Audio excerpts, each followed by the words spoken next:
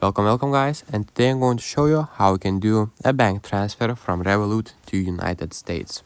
So what you'll need to do is open up your Revolut bank app and then go to the payments right here.